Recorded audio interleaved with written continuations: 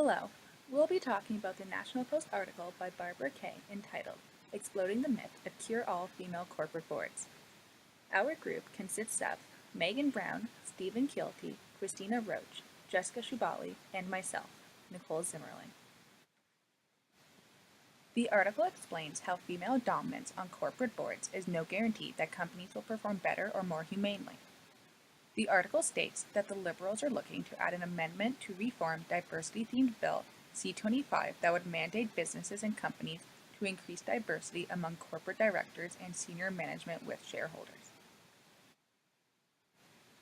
The article mentions that the Prime Minister, Justin Trudeau, stated at the World Economic Forum in Davos, Switzerland, that companies should have a formal policy on gender diversity and make the recruitment of women candidates a priority. The article expands on this point by stating that Trudeau blames women's plight in boardrooms as prejudice against them, and that he feels that the government must intervene to obtain equality for women. The article then goes on to suggest that Trudeau should watch the infamous interview between BBC's reporter Kathy Newman, who believes that bias is not plausible as a single reason for gender inequality, and psychologist Jordan Peterson, who presupposes that men are in general more competitive and assertive and less agreeable than women, which he states is a competitive disadvantage. Peterson then stated that women are capable of achieving their goals when a company's or an organization's product is one that disproportionately attracts them. The field of animal welfare is used as an example of where females are taking over a once male-dominated field. This statement is supported with a statistic claiming that the number of female students in this field went up from 8% in the 1960s to 80% in 2018. To further support this claim, Kay acknowledges that more women are being represented at higher levels, such as in the Humane Society of the United States. She also brings to attention the fact that 4 members of the HSUS Board of Directors resigned over a sexual misconduct that forced the president of HSUS to resign as well. The article concludes with a summary of the 3 morals Kay mentions throughout her editorial, which are: women self-select for the career roles they want, they get them when they apply their best efforts, and gender equality or even female dominance on corporate boards is no guarantee that companies will perform better or more wisely. Hi, Christina speaking. I'm here to speak about functionalism, which is the view that society is made up of a variety of interconnected parts and that social arrangements exist because they somehow benefit society. Kay's article argues against the functional purpose of women on corporate boards, yet she starts her article with statistics that suggest otherwise. Female participation in corporate boards has increased 3% over the last year. Functionalists believe that if something persists in society, then it must serve a function. The primary argument is that women are not cut out to be in the corporate world. In fact, she says women can only achieve their goals when an organization's product is one that disproportionately interests them, implying that women are not interested in corporate leadership. She implies that women are making themselves vulnerable by participating in the executive world. She gives an example of this being the sexual assault scandal at the HSUS, which had a largely female board. This pushes traditional gender stereotype on the issue.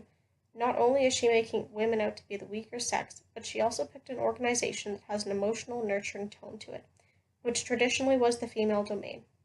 What Kay has done is found an example that is an extension of the private sphere, where women did the work that involved expressing emotion, nurturing children, and doing housework, into the public sphere where men worked hard to earn money for the family. Women's part in society is changing, and functionalists believe social change is seen as gradual and usually in the direction of both greater differentiation, development of new social norms, and functional integration, and that through time society adapts to its problems and is improved in the process. The example of the sexual assault scandal could be seen as a systematic readjustment as norms change, rather than an opportunity to cast women back into the shadow of vulnerability and weakness. Jessica Shubali speaking. Conflict theory results from the belief that separate groups act competitively rather than cooperatively, where one group possesses a disproportionate amount of power when compared to the other, thus creating inequality. The editorial specifically deals with this in respect to gender relations. Inconsistencies were plentiful between conflict theory and the editorial. Women earn 70% of the male average and occupy only 14% of corporate board seats in Canada, yet the author still feels that increasing the number of females on corporate boards is not a satisfactory solution. Even more staggering is that according to the Ontario Security Commission, 61% of issuers had 1 woman on their corporate boards, but only 11% employed 3 or more women for the same positions. The author claims that gender diversity does not mean that vulnerable women's interests will be served, yet research suggests a relationship between discrimination, sexual harassment, and the glass ceiling, and that increasing the number of women in the upper echelons of management may help reduce offenses of sexual harassment. Under conflict theory, this power imbalance between men and women would be rectified by reflectively favoring board-imposed gender quotas.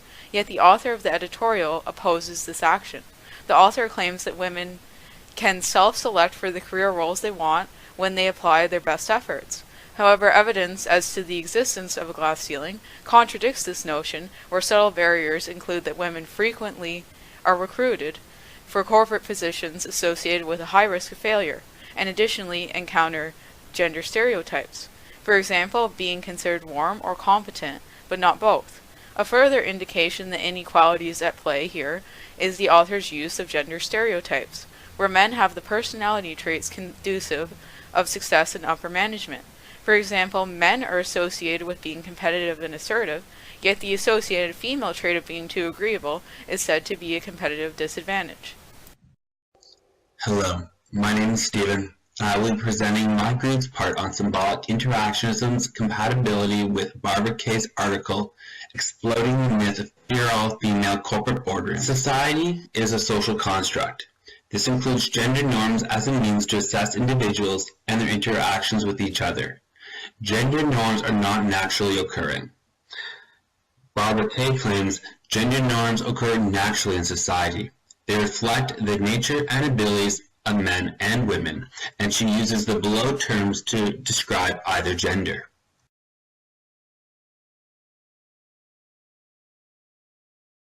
Second, the societal construct is negotiable. Symbolic interactionists claim that gender norms dictating the division of labor are not natural. The construct of gender norms regarding labor are negotiable in society and not fixed as the status quo. Barbara counterclaims that as the imbalance of gender in corporate boardrooms is natural. It is a result of individual choices by either gender. Change cannot be negotiable, but only a result of organic evolution to gender norms. Symbolic interactionists claim that gender norms have an intrinsic bias against women. Barbara Kay disagrees. She claims that the discrepancies between men and women can only be marginally attributed to gender bias. Additionally, the discrepancy between men and women has neither a positive nor a negative connotation. Fourth, learned gender expectations. Symbolic interactionists claim that gender norms are learned from a young age during the socialization process, affecting how members act towards themselves and towards others. Barbara Kay agrees with this, that gender expectations are being used as an excuse to further justify negative behavior by men towards women. Finally, the significance of individual agents. Brunson, symbolic interactionists claim that individual members can influence the development of a group, particularly significant others, such as our Prime Minister Justin Trudeau, who is a leader in creating society and will wield a disproportionate influence on society. So that the Barbara Kay claims that individuals are unable to successfully with symbolic gender norms. That gender norms can force comparisons about organic gender expectation and not negotiated consistent with how it is used in Barbara's article. Hi, I'm Megan Brown. I'm going to present the critical analysis.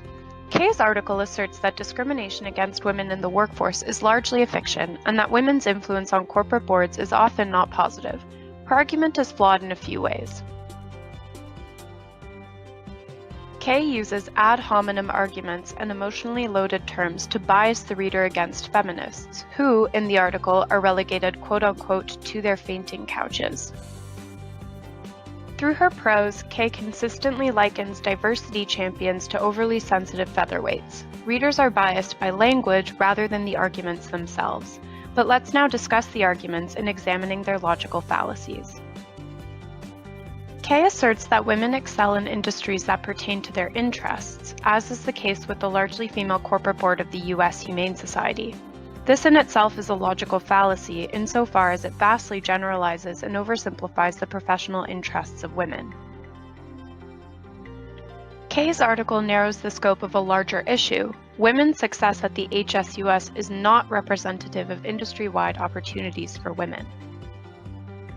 According to the Canadian Board Diversity Council's 2016 annual report card, all industries still have dominant male presence in leadership roles. Kay also contends that men are given more opportunities because they are more competitive and assertive than women. A recent study by the Canadian federal government has shown that women were underrepresented on corporate boards not because of a lack of motivation, but because of the firm's lack of focus and research on qualified female candidates. Kay then explodes the myth of female influence on corporate boards by conflating it with that of their impact on the corporate board of the HSUS. This is another vast generalization.